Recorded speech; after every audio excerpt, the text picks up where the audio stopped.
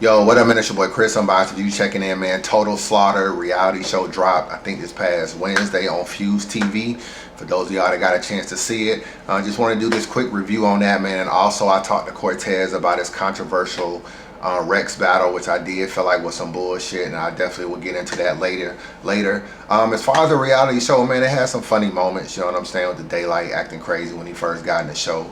You had Lux and Cortez playing chess. It's kind of like always interesting watching Lux talk to people because it's always like he preaching or whatever, so that shit is always interesting. And the controversy at the end with the Cortez and Rex thing, which was definitely so yeah, we're gonna talk about that. Now, I ain't really one to really hate on anything that pushes battle rap forward or whatever, so I do feel like the Slaughterhouse reality show is a good look. And hopefully, you know, it'll make some changes and evolve and grow into something bigger and better. They did make some money on this. As far as the battle rappers, I heard they got about $1,000 for being on the show. They was only on the show for a week. So, I mean, that's a good look, man. They can pay some bills, get the rent paid or whatever for the month. So, I can't really hate on that. Now, the only thing I didn't really like about the show, to be real with you, is I feel like they didn't really promote and give a good description of the battle rappers when they introduce them. Like Verb will come on and he'll say some shit like, I'm the best thing in the house, I'm trying to kill everybody.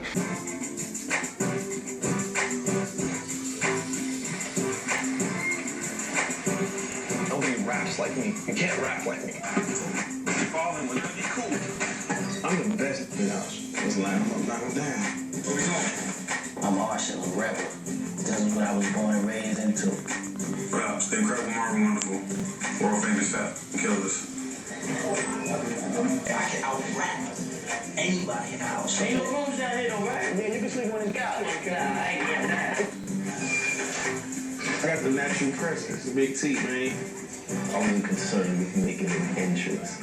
I am an entrance. And that was pretty much it, man. I just felt like they could have probably even went to St. Louis or just gave a synopsis of who Verb is, you know, came up on World War and Street Status, battled SB in New York, battled on Grind Time. You know, Verb is damn near battled almost everybody in the house. Marv won, Cortez, Arsenal, Mav Hoffa, Disaster. He's about to battle Daylight. So, you know what I'm saying? Just give a little history.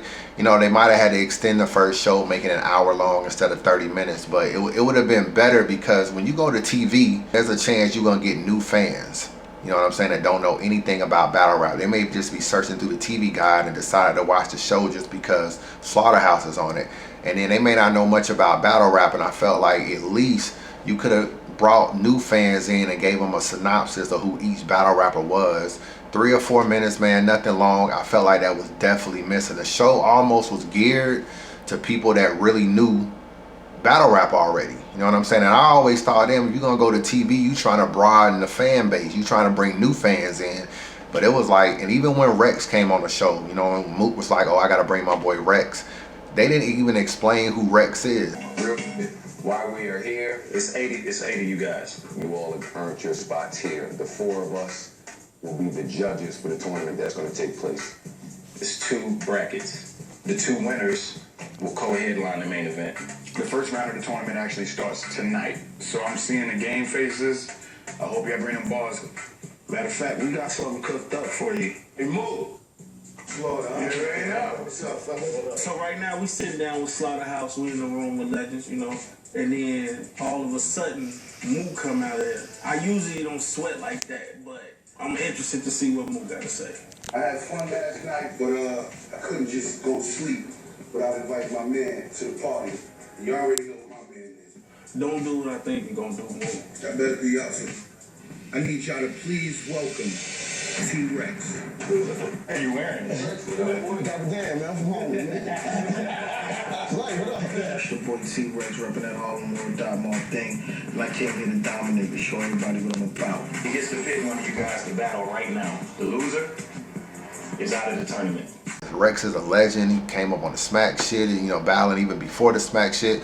Like, they could have, the affiliation with Dot Mob, none of that was really explained, even why Mook and Rex are cool. Because Mook was like, yo, I gotta have my man. Like, why is that your man? What's y'all history?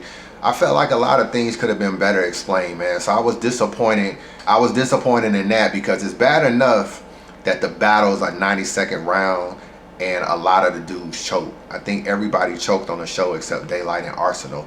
So the battles are 90 seconds. So you don't even get the best battle rap from the battle rappers. So at least give them their story. You know what I'm saying? So fans can be like, oh, this is why he's on the show.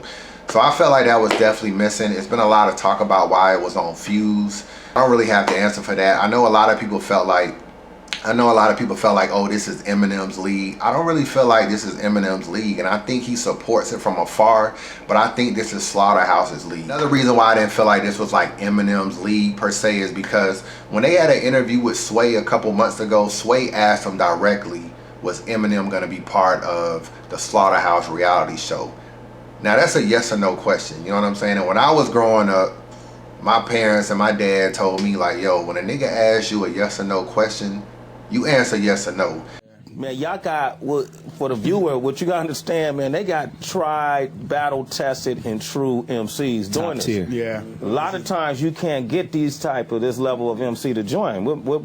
How did y'all convince them to do this type of tournament? Man, we Slaughterhouse. Yeah. They always on deck, man.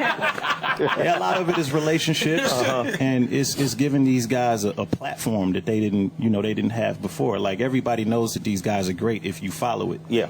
So the goal is to put not only them, but battle rap itself on this platform so more people can. Okay. That's right. What is you guys' involvement? Are you judges? We're judges. Okay. As well as producers. As well as producers, yeah. So you get producer credit?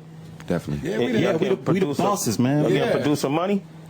Word. Okay, good. It's not about money, Sway. I know. Well, shit. Okay. You ain't got the answers. Come on, dog.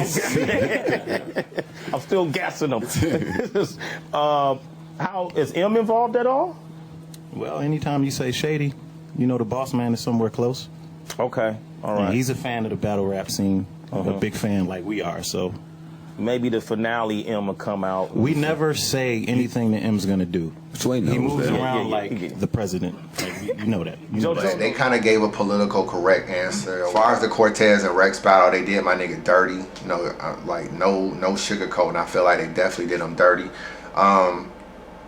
It's funny, Rex comes in on the show and he's like, oh, I gotta pick, one of the strongest dudes and let niggas know I'm really here for real. If you come in and pick the weakest person, then that makes you the next weakest in the house. So if you come in and take a nigga out that nigga look at him respect, then they're gonna look at you with respect. Like, yo, he came in here not to joke.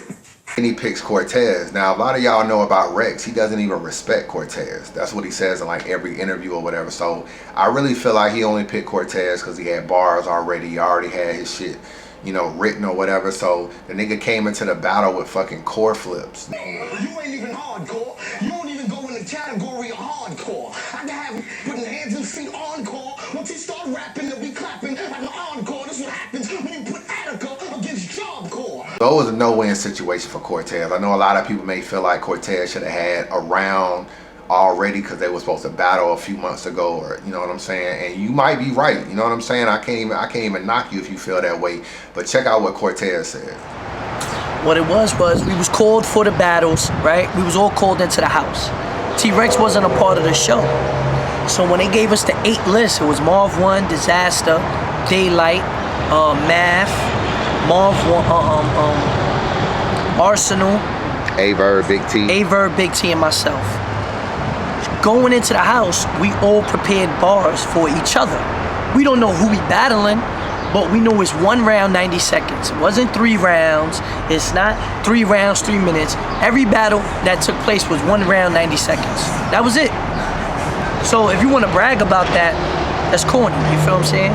So we get in the house the first day, and K-Slay and Mook say, oh, they got an announcement. And everyone's like, what's the announcement? And Mook is like, yo, I can't have my man not on the show.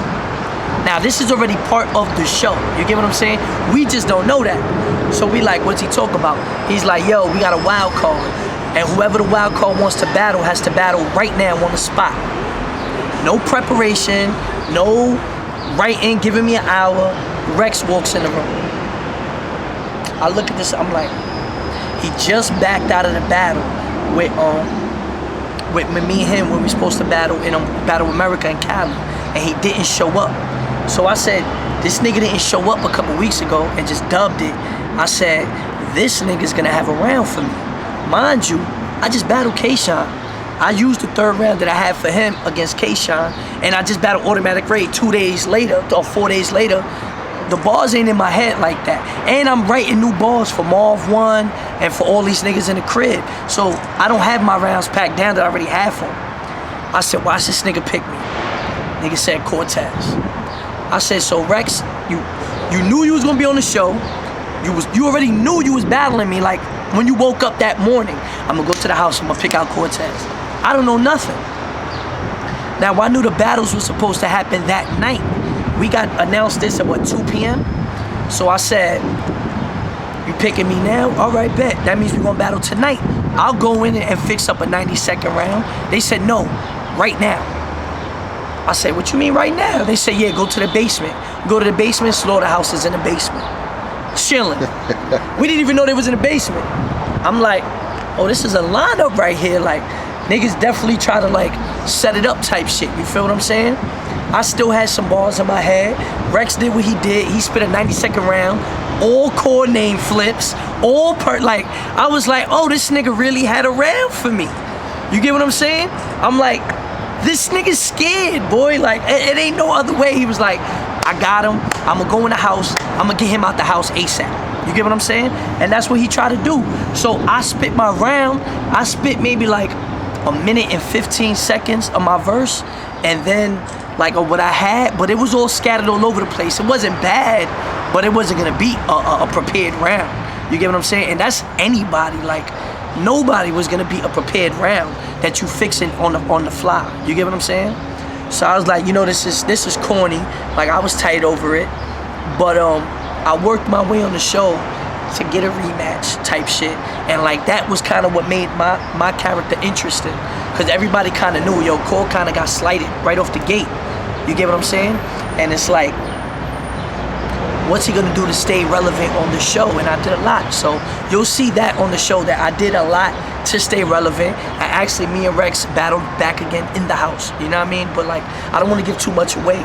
But like, the show was crazy besides that. But that's the only reason why he beat me there. But it is what it is.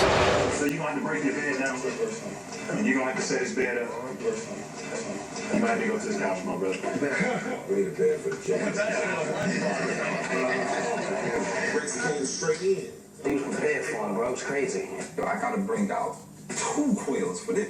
Like, The message that I gave to this house is, do not play with Rex. It was cool at first. I came into this house to really prove to Mook how easy it was. Yeah, this was Cortez. I need some sheets or something. No. It's always a show. As much as you know me with Cortez, man, he cool though. You did what you had to do, right? It's no whole squad. All the partying and kumbaya stuff was cool, but if we didn't know that we were being thrown to the wolves before this battle, we definitely know now. Any battle on the spot, not early in the council. This is really the jungle. Like, it's kill or be killed for real. tomorrow's a big day and who knows what's gonna happen.